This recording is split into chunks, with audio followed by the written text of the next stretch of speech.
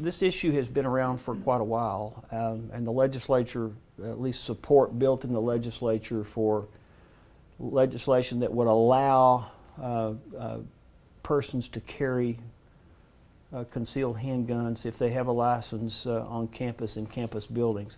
Let me remind you that the law already was, as early as the 1994-5 concealed handgun license law passed, that you could carry a concealed handgun if you had a license on campus.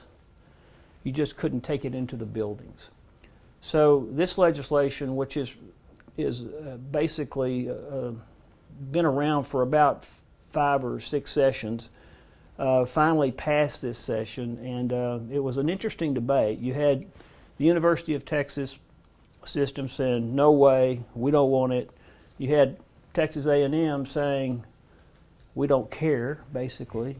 And then the rest of us were looking at it and saying, look, this is probably going to pass. And if it passes, we want to have a seat at the table in that debate.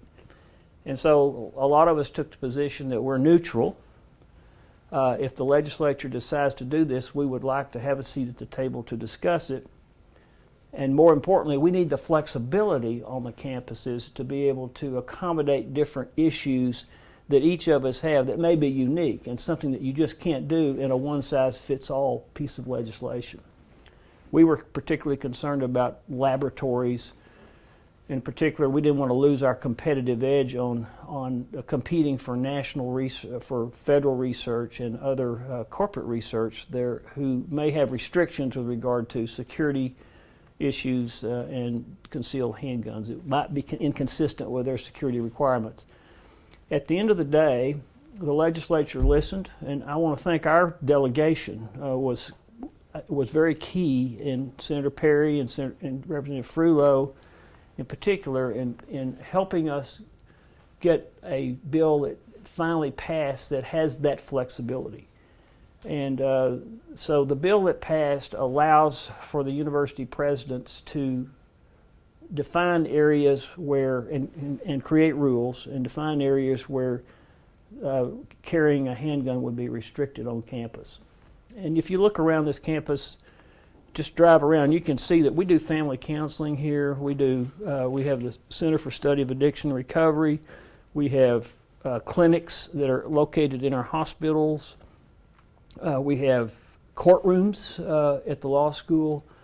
We have a child care center right across the street here, and so there are locations that we have that we need to be able to restrict in those types of areas. And so the system will work with the presidents of each of our component institutions to come up with standards and guidelines for reasonable rules and regulations on where you can and cannot. I think the legislature made it clear that they don't want us to go in and do blanket sorts of prohibitions, and I think that we'll work very hard with our presidents to make sure that our rules and regulations are in compliance with the law and the intent of the law. It's like a lot of things, there's a lot of concern about this. And I think generally higher ed, even in spite of what I just said earlier about some being for it and some against it, generally higher education faculty and administrators oppose this type of legislation. But if we're going to have it, I think that the legislature, in listening to the concerns that higher ed had, I think in providing this flexibility, this is about as good as it can get, because it does allow us to take care of the unique things. And I'll remind you that only licensed persons who have been cleared to have a concealed handgun license will be allowed to do this.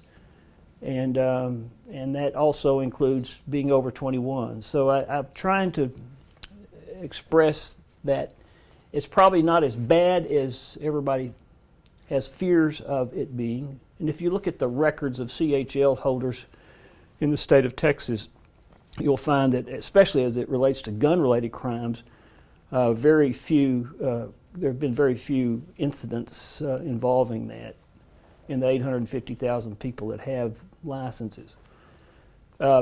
If you look at, it's also probably not as good as the proponents think it is. I mean, I don't think it's not the type of legislation that is game changer for anything.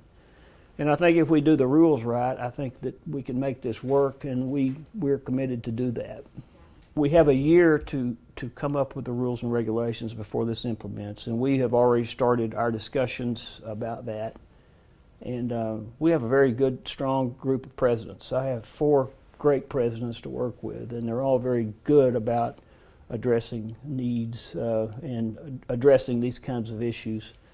And I think that we'll be able to come up with some things that'll work for our university and provide a safe and secure environment. And that's what it's all about, and that's what I'm about, is making sure that I know our presidents are too, is making sure that we have a safe and secure environment.